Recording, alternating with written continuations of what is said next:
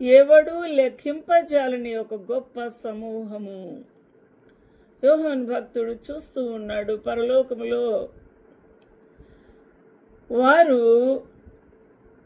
తెల్లని వస్త్రములు ధరించుకున్నవారే ఖర్జూరపు మట్టలు చేత పట్టుకొని సింహాసనం ఎదుట గొర్రెపిల్ల ఎదుటను నిలవబడి ఉన్నారు. ఈ పరలోక దర్శనములో ప్రభు యొక్క సింహాసనం ఎదుట తెల్లని వస్త్రములు కలిగి ఆ యొక్క ఖర్జూరపు మట్టలు చేత పట్టుకొని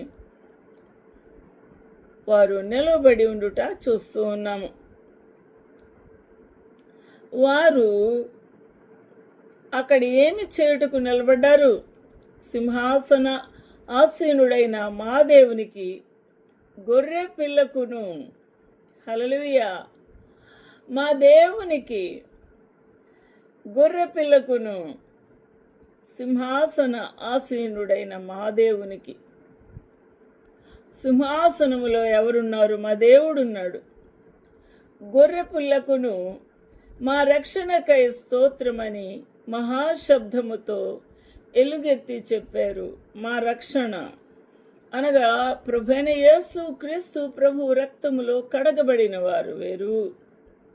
వీరి రక్షణకై స్తోత్రములు పలుకుతూ దేవుని మహాశబ్దముతో ఎలుగెత్తి చెప్పారు, ఎలుగెత్తి స్తుతించుచూ ఉన్నారు. దేవునికి మహిమ కలుగునుగాక. అద్భుతమైన సన్నివేశము. దేవునికి మహిమ పరుస్తూ ఉన్నారు.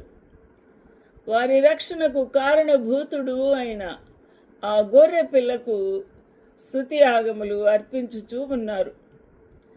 ఆ యొక్క దేవుని యొక్క సన్నిధిలో ఇంకెవరున్నారు? దేవదూతలందరూ. ప్రకటన గ్రంథము 7:11.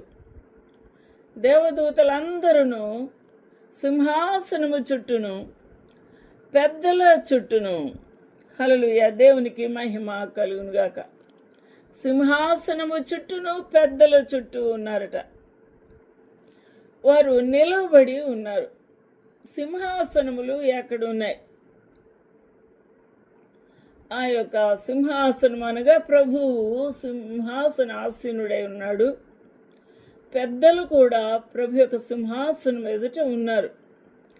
4 జీవుల చుట్టూను, 4 జీవులు కూడా ప్రభు యొక్క సింహాసనం చుట్టూ ఉన్నారు.